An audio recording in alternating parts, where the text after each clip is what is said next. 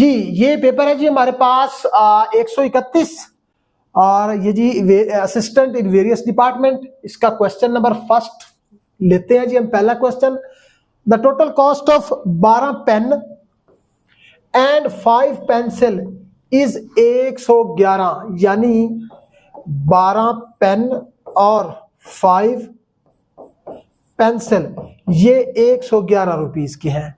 उसके बाद कहते हैं जी 1 pencil is 5 less than the cost of 1 pen. तो ये एक पेंसिल है, 1 ना भी लिखे कोई बात नहीं, पेन -5 यानी 5 लेस देन है, तो हमने पेन में से 5 निकाल दिया। इसको इक्वेशन 1 का नेम दे दें, इसको इक्वेशन 2 का नेम दे दें। यहाँ पे बेशक आप लिखें पुट इन 1, यानी पेंसिल की कीमत जो भी है ये वाली इक्वेशन 1 में पुट कर दें, हमारे पास पेन की कीमत आ जाएगी। फिर पेन की कीमत इक्वेशन 2 में पुट करके हम पेंसिल की कीमत फाइंड कर लेंगे। तो 12 pen plus 5 into pen -5 equals to 111। 12 pen plus 5 pen -25 बराबर 111। इधर आके 17 पेन बराबर 111 प्लस ये -25 है, उधर जाके +25 हो जाएगा, तो ये हो जाएंगे 136 पेन। ये 17 है, 17 इसमें ले जाए बटा के नीचे, तो 17 का जो टेबल है 136 पे जाता है जी 8 टाइम्स। 8 टाइम्स तो पेन की कीमत 8 रुपए ये आ गई। इसको गौर कीजिएगा। पुट इन 2 में पुट कर देते हैं, इसको मैं मिटाने लगा हूं। 2 में पुट करके पेंसिल की कीमत फाइंड करते हैं। ये पेंसिल है जी, पेन की कीमत है जी 8 -5 बराबर 3। पेंसिल की कीमत 3 रुपए, पेन की कीमत 8 रुपए। हमने क्या फाइंड करना है? 8 पेन 9 पेंसिल, 8 पेन और 9 पेंसिल्स, यानी के 8 पेन प्लस 9 पेंसिल। तो 8 मल्टीप्लाई ये वाला 8 प्लस 9 मल्टीप्लाई ये जो पेंसिल की कीमत 3 आई थी, इसको 3 ऐड करें, मल्टीप्लाई करें। 8 8 64 प्लस 9 3 27, 4 और 7 11, 1 हासिल, 6 और 2 8, 8 और हासिल वाला 1 9, 91 सी ऑप्शन। नेक्स्ट क्वेश्चन लेते हैं जी। Jolly has a square fence that enclosed her garden. अपने गार्डन को एनक्लोज करने के लिए एक स्क्वायर फेंस, उसके पास एक बाड़ है जो वो लगाती है। कहता है जी she decided to expand her garden by making each side of fence 10% longer. यानी अपने बाग को, अपने गार्डन को इस तरह बढ़ाती है कि इसकी तमाम साइड जो है 10% बढ़ जाएं। After this expansion the area of Jolly's garden will have increased by what percent. कितने परसेंट उसका एरिया बन जाएगा? इट मींस के साइड्स तो जितनी बढ़ेगी हमने एरिया बताना है। यानी पहले कोई जो है साइड हम फर्ज करें, उसके हिसाब से हम एरिया निकालें, फिर हम बाद में उस साइज को 10% बढ़ाएं, फिर वो एरिया निकालें। अब पहले वाला एरिया और जो इंक्रीज्ड एरिया है उसमें से हम टोटल इंक्रीज निकालें और इस इंक्रीज को हम परसेंटेज में बताएं। तो लेट हम जो रूटीन की उसकी जो साइड्स हैं, let side of garden is 10। अब 10 क्यों लिया है? 1 भी ले सकता था, x भी ले सकता था, 100 भी। 1 लेता तो हम उसमें जाते डेसिमल में, x लेता तो भी डेसिमल में जाते, 100 लेता तो बड़ी रकम बन जाती। 10 इसलिए लिया है कि स्क्वायर में 2 साइड्स मल्टीप्लाई होती है, तो 10 × 10 100 हो जाएगा। उसके बाद जब मैं इसका 10% बढ़ाऊंगा तो वो सिर्फ 1 बढ़ेगा, तो फिर वो 11 11 121। तो इस हिसाब से देखते हैं। तो let side of garden is 10, so area तो वो होता है जी ए स्क्वायर यानी 10 का स्क्वायर बराबर 100। पहला एरिया है जी 100। नाउ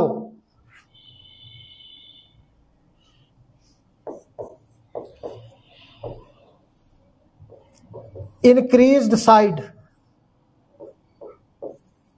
बाई 10%, तो वो क्या होगी 10 plus 10% of 10 which is equal to 10 plus 10 over 100 multiply 100। 10% का 10 ओवर 100 ऑफ का मल्टीप्लाई इस 10 का 10, एक जीरो से एक जीरो, दूसरे जीरो से दूसरे जीरो, तो ये बन जाएगा 1 यानी कि 10 प्लस 1 बराबर 11। तो अब साइड 11 है, जब साइड 11 है तो फिर एरिया क्या होगा, वो होगा 11 का स्क्वायर यानी 121। पहले क्या था 100 था, पहले 100 था अब 21 है, तो इंक्रीज निकाल लें। इंक्रीज कितना है जी 121 माइनस 100 यानी कि 21। ये जवाब है। ये इन शॉर्ट है। एज पर रूल तरीकाकार ये है कि मैं 100 को लिखूं 100% और 21 को लिखूं x, फिर आपको इस x की वैल्यू बताऊं तब जाके है। क्यों 100 के अगेंस्ट अगर 100% है तो इट मींस 21% ही है।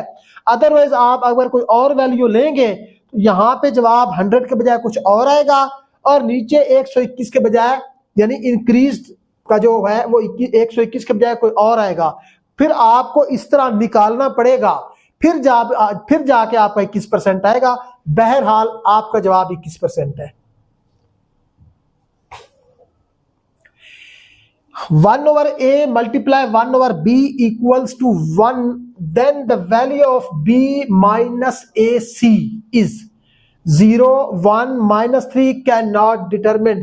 अब यहां पे थोड़ा सा गौर करने वाली बात है, इक्वेशन में a भी है b भी है, इधर b माइनस ए सी। छोटी सी बात जो देखने की है कि c इस इक्वेशन में बिल्कुल नहीं है, c इस इक्वेशन में बिल्कुल नहीं है, लिहाजा इसका जवाब हम नहीं दे सकते। कैन नॉट बी डिटरमिन्ड, इसका आप डी ऑप्शन लगा सकते हैं। नेक्स्ट क्वेश्चन लेता हूं। A can do a piece of work in 6 days, B can do the same work in 12 days. How long it take if A plus B, यानी A and B है तो फिर A plus B कितने दिनों में करेंगे, तो मैं इनका 1 day वर्क निकालूंगा। 1 day वर्क A जो है अगर 6 दिन में करता है तो उसका 1/6 है, B अगर 12 दिनों में करता है तो उसका 1/12 है। B plus A plus B हमने फाइंड करना है, तो A प्लस B हम कैसे लेंगे, जब हम इनको ऐड करेंगे A प्लस B 1/6 प्लस 1/12, तो एलसीएम आ जाएगा 12। 12 को 6 पे डिवाइड करेंगे 2 आएगा, 2 को 1 से मल्टीप्लाई करेंगे तो 2 प्लस का प्लस, 12 को 12 पे डिवाइड करेंगे 1 आएगा, 1 को 1 से मल्टीप्लाई करेंगे तो 1, यानी 3/12 which is equal to 1/4। B plus C का 1 डे वर्क निकला 1/4, लिहाजा हम कह सकते हैं कि A and B can do it in 4 days। A और B मिलके 4 दिनों में कर सकते हैं। ए ऑप्शन जवाब। नेक्स्ट क्वेश्चन लेता हूं। A boy read 3/8 of book on 1 day, 4/5 of the remainder on other day, यानी पहले दिन उस बुक का 3/8 हिस्सा उसने पढ़ लिया, दूसरे दिन उसी बुक का जो बाकी बच गया, टोटल नहीं, जो बाकी बच गया उसका वो 4/5 हिस्सा पढ़ेगा। If there were 40 pages unread, Majeed अब भी 40 पेजेस बच गए, तो total pages, how many pages book contain, total page हमने फाइंड करने हैं। Let total pages be x. तो ऑन फर्स्ट डे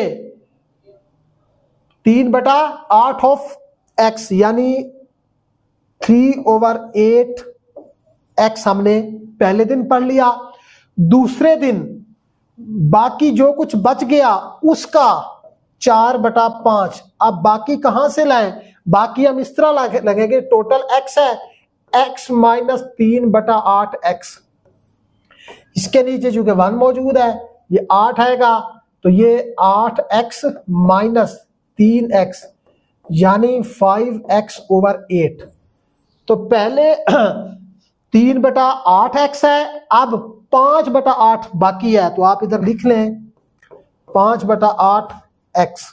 ये दूसरे दिन का हो गया, यानी पहले दिन उसने ये पढ़ा, दूसरे दिन उसने ये पढ़ा, मजीद ये 40 बच गया। इस सारे को अगर ऐड करें तो वो टोटल बन जाता है, यानी पहले दिन जो कुछ पढ़ा उसको भी ऐड कर लें, जो दूसरे दिन पढ़ा उसको भी ऐड कर लें, जो बच गया उसको भी ऐड कर लें, तो वो हो जाता है टोटल। और टोटल हमारा x है जो कि हमने ऊपर फर्ज कर रखा है। तो इस 5 को 5 से काट दें, इसको 1 कर दें, इसको 2 कर दें, तो अब क्या होगा? चले इसको डिनोमिनेटर 8 रहने दें, क्योंकि ये 8 है, जमा करने में आसानी रहेगी।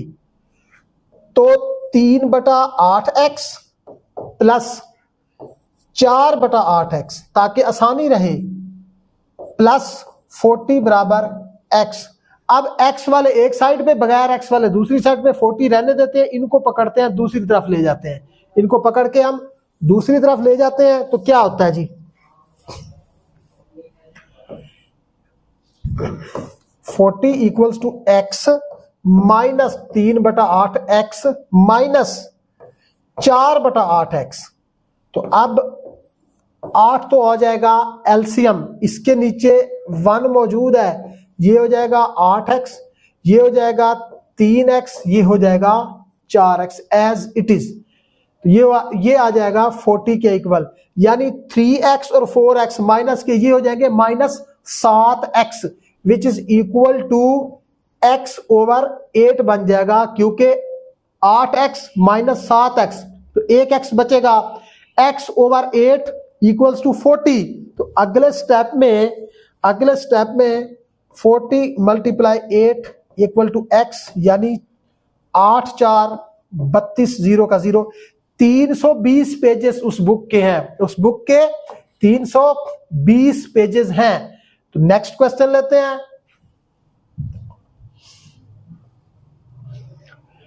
क्वेश्चन है जी, Ahmed is as much younger than Saeed as he is older than Tanveer. कहना यह चाहता है कि अहमद सईद से जितना छोटा है उतना ही वो तनवीर से बड़ा है। If sum of ages of Saeed and Tanveer, यानी सईद और तनवीर की एज का सम जो है वो है 40, वो है 40। मालूम क्या करना है? What is the age of Ahmed. ए जो है हमने फाइंड करना है। अब ऊपर से एक इक्वेशन बनेगी, Ahmed is much younger than Saeed as he is older than Tanveer. Question ये है, जो यहाँ इक्वेशन बनेगी वो ये समझने वाली है, जो बड़ा है ना उसमें से हम छोटा निकाल देते हैं। Ahmed is younger than Saeed, यानी अहमद सईद से यंगर है, तो s माइनस ए कर दे, उसके बाद इक्वल का साइन लगा है। फिर कहता है ही इज ओल्डर देन सईद, ये ही जो है ये ही अहमद है, तो Ahmed is older than Tanveer. हमें यंगर चाहिए, यानी अहमद अगर सही तनवीर से ओल्डर है, इट मींस तनवीर अहमद से यंगर है, यानी हम अज्यूम कर सकते हैं कि तनवीर जो है अहमद से छोटा है, तो फिर अहमद में से तनवीर को निकाल दो, यानी ये हमारी इक्वेशन बनेगी। यानी सईद में से अहमद को निकाल दो या अहमद में से तनवीर को निकाल दो, एक ही बात है। तो ये हमारी इक्वेशन बनी है। अब ए वाले एक साइड पे, बगैर ए वाले दूसरी साइड पे, तो s प्लस टी बराबर a प्लस ए यानी कि 2a। s प्लस टी हमारे पास 48 मौजूद है, तो फिर आप लिखें 48 बराबर 2a, a बराबर 48 ओवर 2 बराबर 24। तो अहमद जो है 24 ईयर्स ओल्ड है। डी ऑप्शन हमारा जवाब है। नेक्स्ट क्वेश्चन लेते हैं जी। 10% उशर ऑफ द नंबर 391680, 391680 इसका 10% निकालना है। जब आपने 10% निकालना हो, एंड पे 0 हो, तो इसका सीधा सीधा तरीका होता है 0 हटा दें। वैसे रूटीन में मैं आपको बता देता हूं, ये हमारा टोटल है, इसको 100% कर दें, हमें उसका 10% चाहिए तो उसको x कर दें, परसेंटेज से परसेंटेज, 0 से 0, तो x बराबर 391680 ओवर 10, 0 से 0 यानी 3916 8,